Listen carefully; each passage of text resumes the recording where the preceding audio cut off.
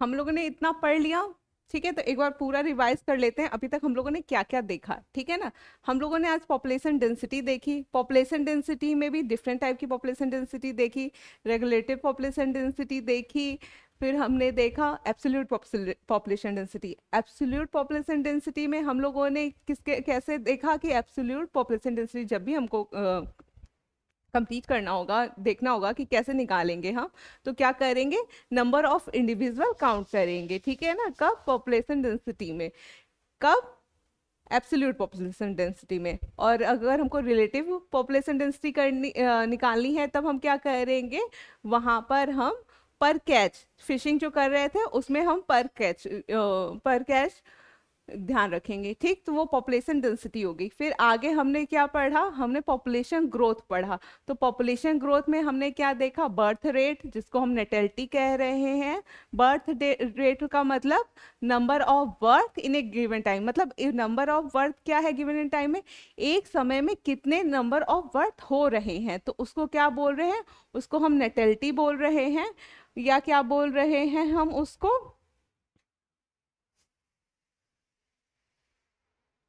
उसको क्या बोल रहे हैं, नेटेलिटी बोलेंगे या क्या कहेंगे, बर्थ रेट। ठीक है ना, तो नेटेलिटी क्या हो गया, नेटेलिटी हमारा हो गया बर्थ रेट। यहाँ पे क्या होगा, नेटेलिटी हो गया बर्थ रेट हमारा। और यहाँ पे क्या होगा, number of birth in A given time. ठीक, और उसी तरह क्या है, मोर्टेलिटी है, मोर्टेलिटी क्या है हमारा, number of death in given time. ठीक है, फिर उसके बाद इमिग्रेशन, कितनी स्पीसीज आउट हो रही है तो उसको क्या कहेंगे, इमिग्रेशन। और हमको क्या ध्यान रखना है, इमिग्रेशन जो ये अगर इसको हम फिर से समझें तो इसमें ध्यान रखना है कि सेम स्पीसीज या होनी चाहिए जो कि क्या हो रही है, बाहर जा रही हो। ठीक है, और उसी तरह इमिग्रेशन जो है हमारा, सेम स्पीसीज अंदर आनी चाहिए। ठीक है ना, तो ये हो गया हमारा पॉपुलेशन ग्रोथ हो गया। तो पॉपुलेशन ग्रोथ का फॉर्मूला, ठीक है। और हमारे क्या थे, फैक्टर थे, कुछ फैक्टर हमको फैक्टर जो पॉपुलेशन ग्रोथ को क्या करते हैं, अफेक्ट करते हैं। और वो पॉपुलेशन ग्रोथ के फैक्टर हमारे क्या है, कंपटीशन है, रिसोर्सेस है, और रिड्यूस इन्वायरमेंट है। रिसोर्सेस में मैंने आपको बताया फूड होता है और क्या होता है, स्पेस होता है, ये रिसोर्स में हो गया।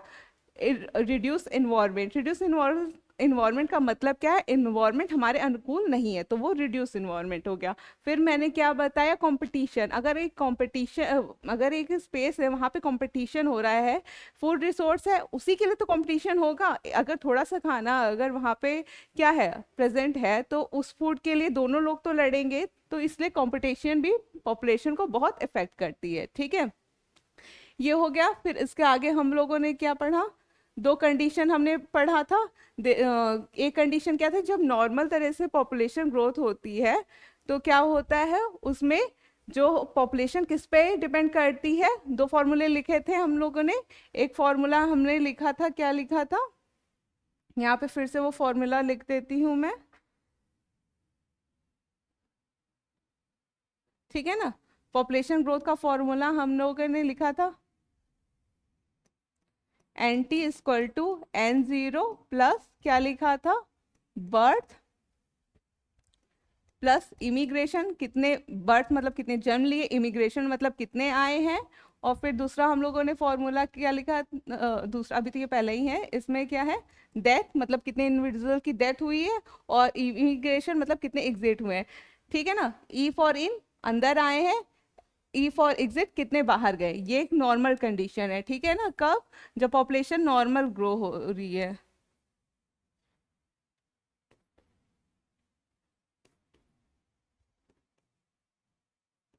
पॉपुलेशन ग्रो नॉर्मली, ठीक है ना, जब पॉपुलेशन नॉर्मली ग्रो कर रही है।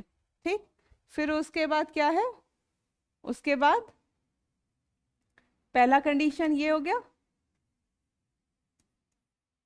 फिर दूसरा कंडीशन क्या है,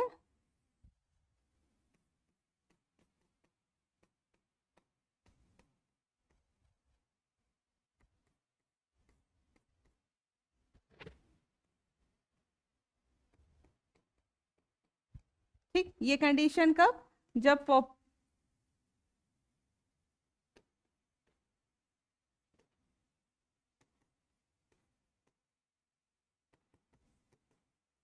जब कोई पेंडेमिक आ जाता है, ठीक है ना, एबनॉर्मल, इसको एबनॉर्मल ही भी लिख सकते हैं, ठीक है ना, यहाँ पे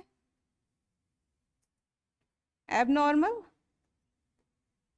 एबनॉर्मल, ठीक है ना, और इसमें क्या, पेंडेमिक कंडीशन, पेंडेमिक, तब पॉपुलेशन किस पे डिपेंड करेगी, इस पे डिपेंड करेगी, ठीक है ना, अगर नॉर्मल है तो पॉपुलेशन हमारी इस पे डिपेंड करेगी, और अगर एबनॉर्मल कंडीशन है तो पॉपुलेशन इस पे डिपेंड करेगी, ठीक है। तो ये हो गया। फिर उसके बाद हम लोगों ने पॉपुलेशन क्या देखा कि अगर हम किसी पॉपुलेशन को ऑब्जर्व करते हैं तो पॉपुलेशन कैसे ग्रो करती है, दो तरीके से ग्रो कर सकती है, ठीक है ना, कैसे ग्रो कर सकती है, दो तरीके से ग्रो कर सकती है। तो वो क्या है, एक्सपोनेंशियली और लॉजिस्टिक। तो एक्सपोनेंशियली कब ग्रो करेगी, जब वहाँ पे फूड रिसोर्सेज क्या होंगे, अनलिमिटेड होंगे, और लॉजिस्टिक कब ग्रो करेगी, जब वहाँ पे फूड रिसोर्सेज क्या होंगे, लिमिटेड होंगे। तो जहाँ पे फूड रिसोर्सेज अनलिमिटेड होंगे वहाँ पे क्या होगा, वहाँ पे कंपटीशन कम होगा क्योंकि बहुत अवेलेबिलिटी है, और जहाँ पे लॉजिस्टिक ग्रोथ कर रहे हैं वहाँ पे रिसोर्सेज कैसे हैं आपके, लिमिटेड है, हमको लिमिटेड खाना मिल रहा है, तो कंपटीशन वहाँ बहुत हाई होगा, सब कोई लड़ेगा एक दूसरे से, ठीक है। तो एक्सपोनेंशियल ग्रोथ कर्व को जे शिफ्ट कर्व भी बोलते हैं, लॉजिस्टिक को एस शेप्ड या सिग्मोइडल भी बोलते हैं। एक्सपोनेंशियली इसमें पॉपुलेशन कैसे ग्रो करती है, एक्सपोनेंशियली ग्रो करती है। और यहाँ पे क्या होता है, कैरिंग कैपेसिटी, कैरिंग कैपेसिटी क्या होता है, मैक्सिमम नंबर ऑफ इंक्रीज होता है, ठीक, मैक्सिमम नंबर ऑफ इंडिविजुअल होता है, ठीक है ना, किसी का भी कैरिंग कैपेसिटी। तो कैरिंग कैपेसिटी में हमने तीन चीजें ध्यान रखनी। जब कैरिंग कैपेसिटी हमारा पॉपुलेशन डेंसिटी से जब ज़्यादा होगा तब हमारा पॉपुलेशन लॉजिस्टिक ग्रोथ कर्व में कैसे ग्रो करने लगेगा, एक्सपोनेंशियली, ये याद रखना है ये बात, ठीक है ना, ये यहाँ पे मैंने लिखा है।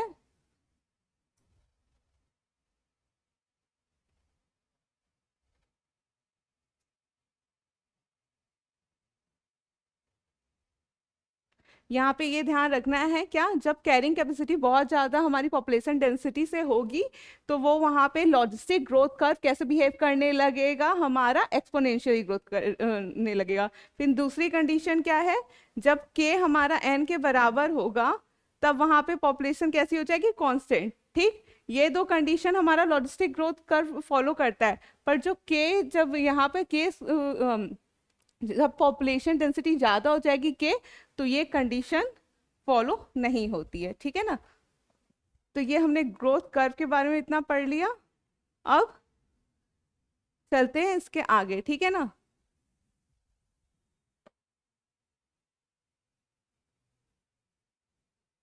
पॉपुलेशन इंट्रैक्शन, ठीक है ना, इंट्रैक्शन के बारे में थोड़ा सा जान लेते हैं, इंट्रैक्शन होता क्या है, ठीक है।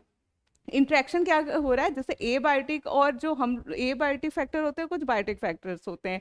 तो इन्वायरमेंट में अगर हम लोग लिविंग है, हम लोग का प्लांट से कुछ इंट्रैक्शन है, तो सबका इंट्रैक्शन होता है, ठीक है ना। तो population interaction are the effect organism in a community have one another. अगर कोई एक पॉपुलेशन है वहाँ पे एक दूसरे से बहुत सारे ऑर्गेनिज्म रहे हैं, तो हमारा इम्पैक्ट क्या हो रहा है, इफेक्ट हो रहा है प्लांट पे, और प्लांट का इफेक्ट किस पे हो रहा है, हम पे हो रहा है।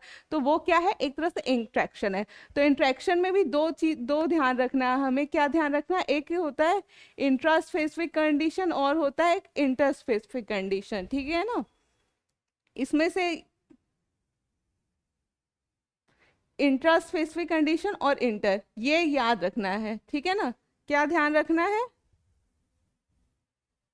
इंट्रा स्पेसिफिक कंडीशन ध्यान रखना है और इंटर स्पेसिफिक कंडीशन ध्यान रखना है। इंट्रा स्पेसिफिक कंडीशन क्या होती है, जब इंट्रा मतलब सेम स्पीसीज के बीच में जब अगर कंपटीशन हो रहा है, या यहाँ सॉरी मैं कंपटीशन बोल रही हूँ, इंट्रैक्शन होगा, ठीक है ना।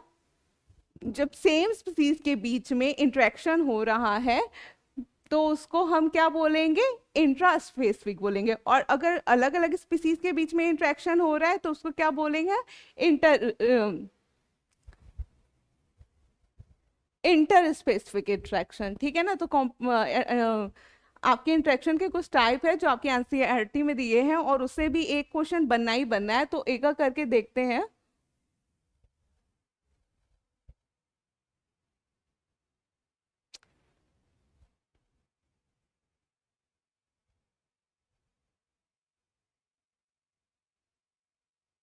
ठीक है, कॉमन्सलिज्म, म्यूचुअलिज्म, कंपटीशन, पैरासिटिज्म, प्रिडेशन और एलोपैथी। ठीक है ना, एलोपैथी पे तो चलो बाद में भी, पर ये सारी चीजें हमारी क्या है, इंपॉर्टेंट है। ठीक है ना, तो इसका एक नया लेकर के देखते हैं।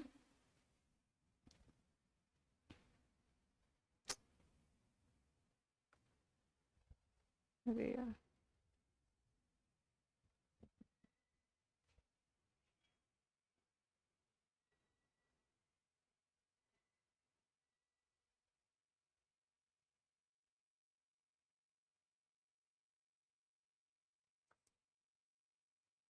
कितने तरह के मेनली इंट्रैक्शन है, हमको इस बात का ध्यान रखना है। ठीक है ना, तो इंट्रैक्शन में पहले हम लोग देखते हैं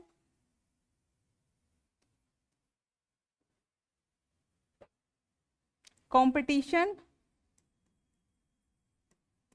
कंपटीशन, फिर दूसरा क्या है, प्रीडेशन, प्रीडेशन, थर्ड क्या है, पैरासिटिज्म। ठीक है, फोर्थ है एमेंसलिज्म,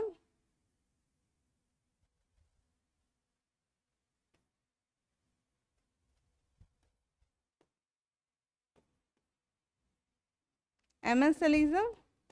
ठीक है, फिर फिफ्थ है हमारा कॉमन्सलिज्म,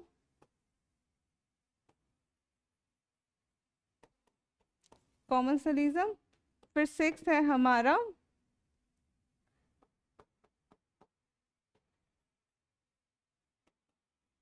म्यूचुअलिज्म। ठीक है, तो जो इंट्रैक्शन है ये क्या है, हमारे इंट्रैक्शन है।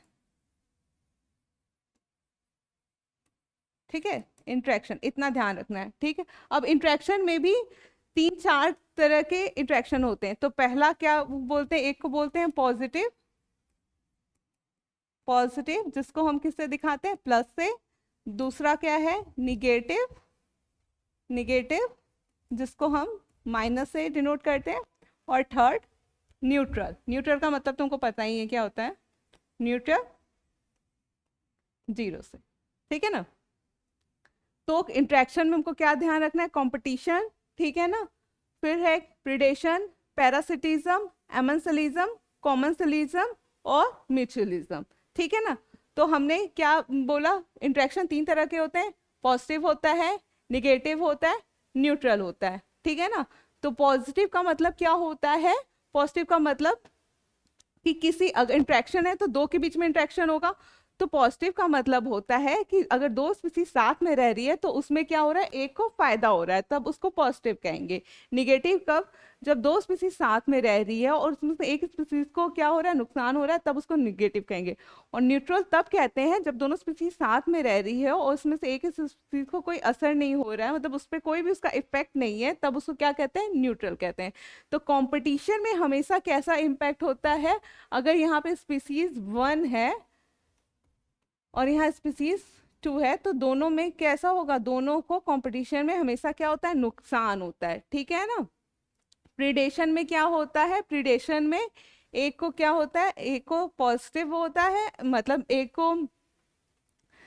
को फायदा होता है और दूसरे को क्या नुकसान होता है। सेम चीज पैरासिटिज्म में भी होता है, एक को क्या होता है, आपका फायदा होता है, दूसरे को नुकसान होता है। ठीक है ना, एमेंसलिज्म क्या होता है, एमेंसलिज्म में एक को क्या होता है, नुकसान होता है और दूसरा क्या रहता है, अनइन्फेक्टेड रहता है। ठीक है ना, कॉमन्सलिज्म क्या रहता है आपका, एक को फायदा होता है और दूसरा क्या रहता है, अनइफेक्टेड।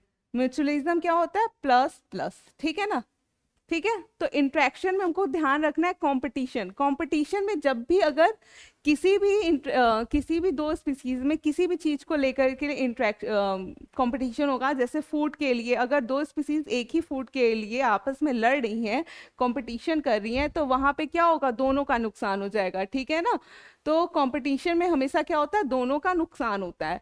और फिर प्रिडेशन क्या है, प्रिडेशन क्या होता है आपका, प्रिडेशन, प्रे क्या कर रहा है, प्रीडेटर, प्रे और प्रीडेटर क्या होता है,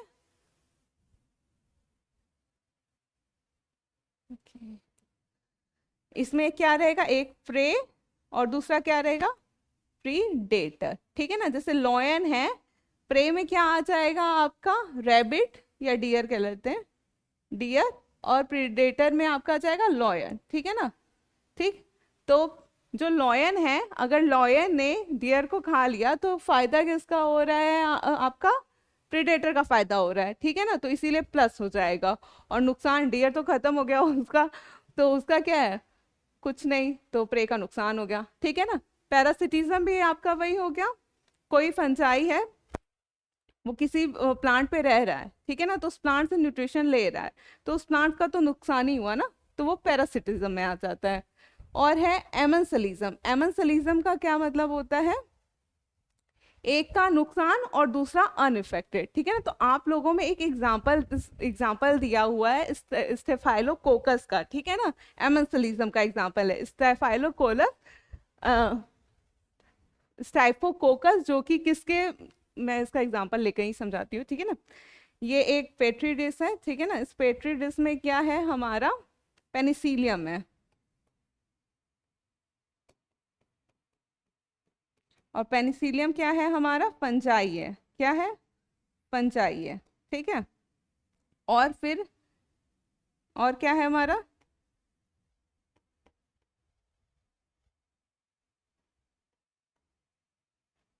ठीक है, एक पेट्री डिश में पेनिसिलियम फंजाई है और क्या है, स्टेफाइलोकोकस है। अगर दोनों साथ में हैं तो पेनिसिलियम की वजह से जो हमारा क्या है, स्टेफाइलोकोकस ग्रो नहीं कर पा रहा है, ठीक है ना। तो स्टेफाइलोकोकस ग्रो नहीं कर पा रहा है, तो ये क्या हो जाएगा, ये माइनस हो जाएगा, ठीक है ना, क्योंकि ये क्या है, ग्रो नहीं कर पा रहा है। पर पेनिसिलियम को कोई फर्क नहीं पड़ता, वो स्टेफाइलोकोकस रहे चाहे न रहे, वो अपना है, तो ये क्या हो गया, न्यूट्रल हो गया, ठीक है ना। तो एमेंसलिज्म का एग्जाम्पल हमको क्या ध्यान रखना है, ये क्योंकि एक क्वेश्चन बन के आ सकता है कि जो स्टेफाइलोकोकस या पेनिसिलियम है, तो पेनिसिलियम के प्रेजेंस में स्टेफाइलोकोकस ग्रो नहीं कर पाता है, तो इसीलिए स्टेफाइलोकोकस में क्या है, निगेटिव आ रहा है इफेक्ट, और पेनिसिलियम न्यूट्रल है, उसको कोई असर नहीं हो रहा है, ठीक है ना। तो ये एमेंसलिज्म का। अब कॉमनसलिज्म का है प्लस और जीरो, ठीक है ना, एक को फायदा हो रहा है और एक अनइफेक्टेड है, ठीक है ना। और लास्ट वाला है क्या, म्यूचुअलिज्म, मतलब दोनों को फायदा होगा, ठीक है ना। तो इसके कुछ क्वेश्चंस है, क्वेश्चन देख लेते हैं हम लोग।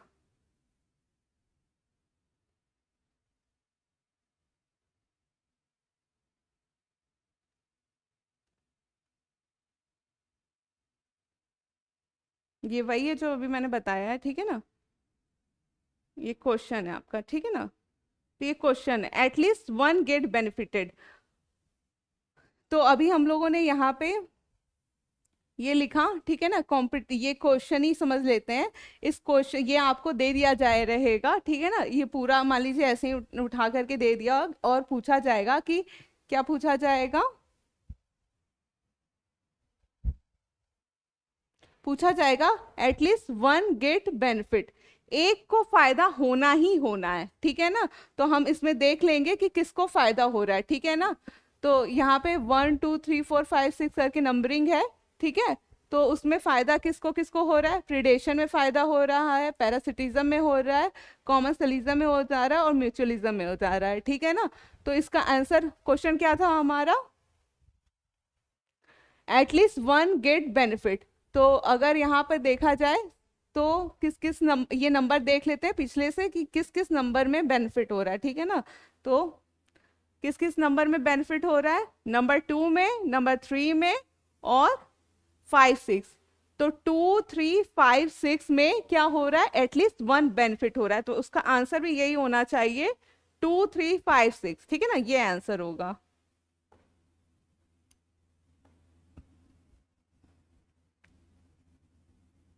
ठीक है ना, ये वाला आंसर होगा, एटलीस्ट वन गेट बेनिफिट है, ठीक है। फिर दूसरा दूसरा क्वेश्चन लेते हैं।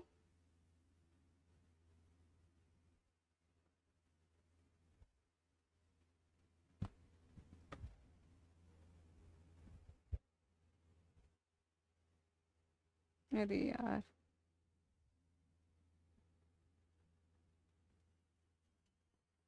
दूसरा क्वेश्चन क्या है, बोथ गेट बेनिफिटेड, तो हमको देखना है बोथ गेट बेनिफिट किस में, दोनों को किस में बेनिफिट हो रहा है, ठीक है ना, हमको ये देखना है। तो सिर्फ एक में हो रहा है, ठीक है ना, म्यूचुअलिज्म में, तो answer 6।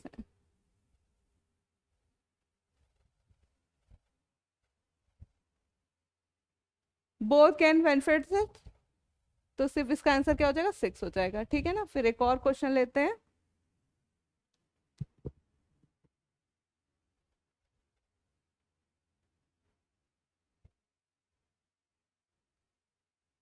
At least one get harm, इसमें क्या कह रहा है, कम से कम एक को तो नुकसान होना ही चाहिए, ठीक है ना।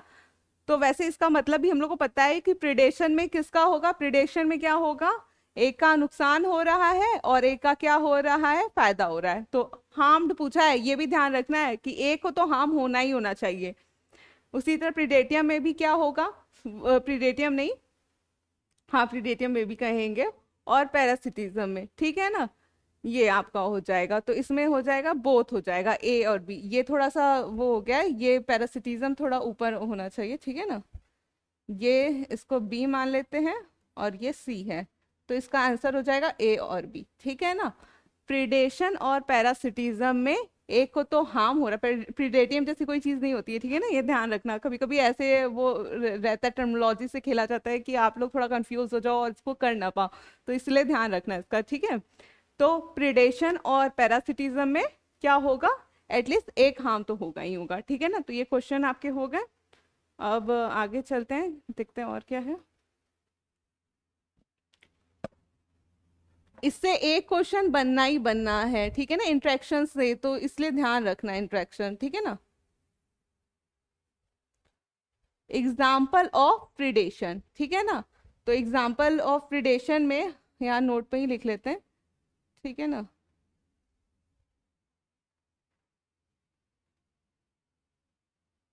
प्रिडेशन तो पता ही है हमको, क्या होता है प्रिडेशन, क्या होता है, शिकार करना, ठीक है ना। शिकार, शिकारी की जो शिकार है वो क्या करता है, शिकारी शिकार करता है, ठीक है ना, तो वो प्रे प्रीडेटर रहता है।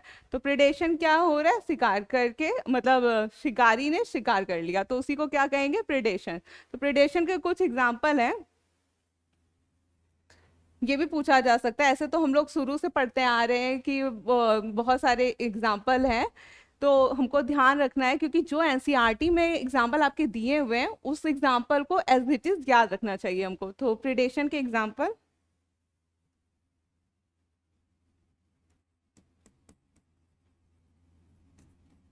एग्जाम्पल ऑफ प्रीडेशन, ठीक है ना। पहला क्या है, ये हमेशा से पढ़ते हुए आए हैं, लॉयन, लॉयन किसको ईट करता है, लॉयन ईटिंग डियर, ठीक है ना, एक एग्जाम्पल ये हो गया। दूसरा एग्जाम्पल क्या है, दूसरा एग्जाम्पल है बर्ड,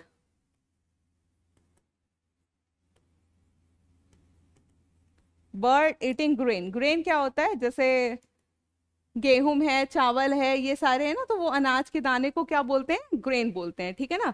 तो लॉयन डियर को खा रहा है, एक ये हो गया, ठीक। फिर उसके बाद क्या है,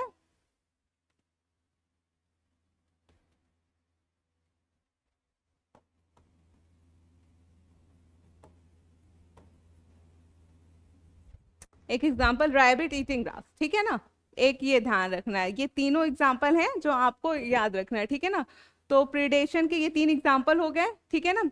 अब प्रिडेशन के एग्जाम्पल हो गए, अब फिर है आपका क्या, रोल ऑफ प्रिडेशन, प्रिडेशन का क्या रोल है, ठीक है ना। ये भी ध्यान रखना है कि प्रिडेशन का रोल क्या है, ठीक है ना, ये भी पूछा जा सकता है। क्या,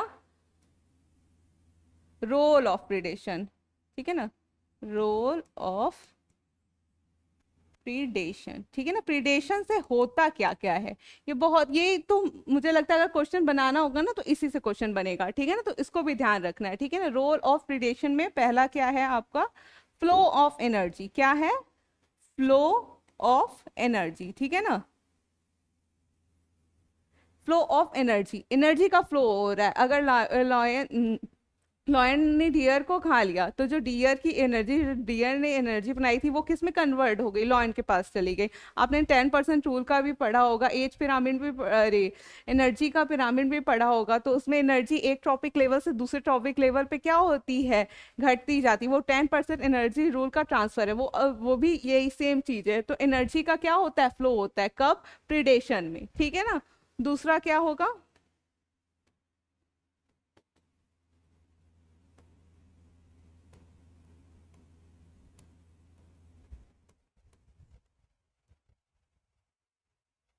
अगर प्रिडेशन होगा ही नहीं तो क्या हो जाएगा, प्रे की जो नंबर है वो क्या हो जाएगा, बढ़ता चला जाएगा, ठीक है ना। तो प्रे का नंबर बढ़ता चला जाएगा, तो इसीलिए प्रिडेशन होना बहुत जरूरी है, ठीक है ना। तो अगर नहीं होगा ये, तो प्रे की संख्या बढ़ जाएगी, और जो हमारे इकोसिस्टम में जो बैलेंस है वो क्या हो जाएगा, डिस्टर्ब हो जाएगा। इसीलिए प्रिडेशन बहुत जरूरी है, ठीक है ना। तो फर्स्ट हो गया फ्लो ऑफ एनर्जी, दूसरा हो गया क्या आपका, control the number of prey. फिर थर्ड क्या है, थर्ड है आपका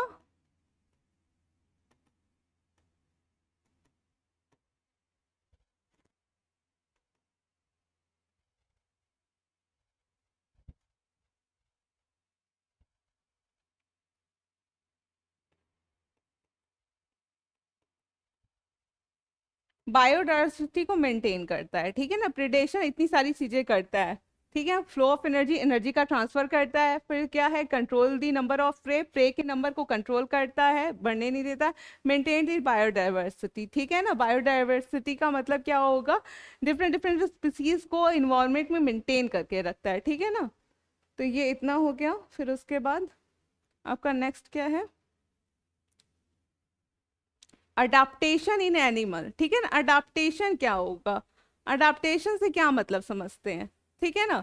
अडाप्टेशन से क्या मतलब समझते हैं, अडाप्टेशन क्या होगा, कीमोफ्लेज, कीमोफ्लेज क्या होता है, आपने कीमोफ्लेज, गिरगिट, गिरगिट को हम क्या बोलते हैं, गिरगिट जहां पर भी बैठता है, ठीक है ना, कैमलियन, गिरगिट को क्या बोलते हैं, कैमलियन बोलते हैं। तो जो गिरगिट है अगर वो किसी पेड़ पे चल रहा है तो वो ग्रीन कलर का हो जाएगा, अगर किसी वो बिल्डिंग पे है तो बिल्डिंग से कलर वो अपना क्या कर लेता है, मैच कर लेता है, तो ब्लेंड इन कलर, ठीक है ना। तो अगर हम कीमोफ्लेज में लिखें, ठीक है ना, तो कीमोफ्लेज में का क्या मतलब होता है, ब्लेंड इन सराउंडिंग, ठीक है ना।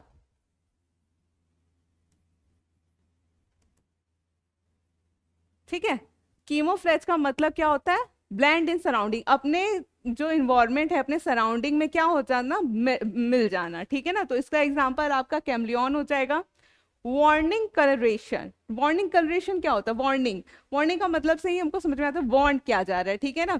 जैसे कि आप देखते होगे जो डिफरेंट टाइप, आप अगर कहीं फॉरेस्ट वगैरह में देखो जाओ तो वहां पे बहुत ब्यूटीफुल ब्यूटीफुल कलर्स के इंसेक्ट, एनिमल्स, ये सब रहते हैं। तो उनको दूर से ही देख करके लगता है कि वो थोड़े से मतलब ऐसे हैं कि उनके पास न जाए, क्या हो सकता है, ठीक है ना।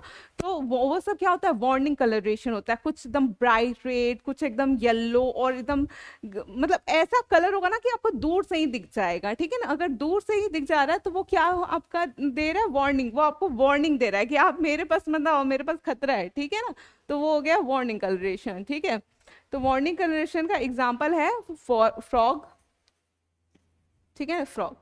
फिर है पॉइजन, अब ये क्या है, मोनार्च बटरफ्लाई, ठीक है ना। ये है अडाप्टेशन, मतलब उस इन्वायरमेंट में रहने के बाद ये सारी चीजें आ गई हैं। कीमोफ्लेज भी एक अडाप्टेशन है।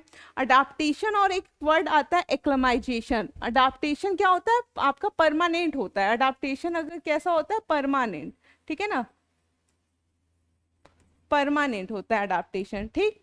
और इसमें चेंजेस होते हैं, चेंजेस कैसे होते हैं, चेंजेस इसमें होते हैं जेनेटिक लेवल पे, ठीक है, जेनेटिक लेवल पे चेंजेस होते हैं। और एक इसी तरह से टर्म आ जाता है अडाप्टेशन की तरह ही, एक्लमाइजेशन, ठीक है ना, एक्लेमाइजेशन। तो एक्लेमाइजेशन क्या होता है, टेम्पोररी होता है। जैसे एडाप्टेशन हमारा परमानेंट होता है, एक्लेमाइजेशन हमारा टेम्पोररी होता है। एडाप्टेशन में जो चेंजेस होते हैं वो जेनेटिक लेवल पे होते हैं, पर जो एक्लेमाइजेशन है उसमें चेंजेस हमारे कैसे होंगे, हमारे जेनेटिक लेवल पे नहीं होते। ठीक है ना। तो कीमोफ्लेज का मतलब समझ में आ गया, blend in surrounding. Warning colouration का मतलब समझ में आ गया, ऐसे वार्निंग कलरेशन मतलब ऐसा कलर जिससे कि लोग दूर से ही देख के डर जाएं कि हाँ चलो उसके पास नहीं जाना है। फिर थर्ड है पॉइजन। अब क्या है, पॉइजन। जो मोनार्च बटरफ्लाई थी, ठीक है ना, वो किस पे फीड करती थी, पॉइजनस वीट पे। ठीक है ना। तो उस पे वो फीड करने के कारण ही उसके अंदर क्या आ गया, उस बटरफ्लाई के अंदर क्या आ गया, पॉइजन आ गया। ठीक है ना। तो ये आपके अडाप्टेशन है। तो इतनी बातें हमको ध्यान रखनी है। ठीक है ना। अडाप्टेशन, अडाप्टेशन ध्यान रखना है, ये पूछा जा सकता है। और फिर आपका एक है कीमोफ्लेज। कीमोफ्लेज का भी आपको पूछा जाता, एग्जाम्पल दे दिया जा, एग्जाम्पल देकर पूछा जा सकता है कि कीमोफ्लेज होता क्या है या फिर ये किस में पाया जाता है। ठीक है ना, इतना ध्यान रखना है।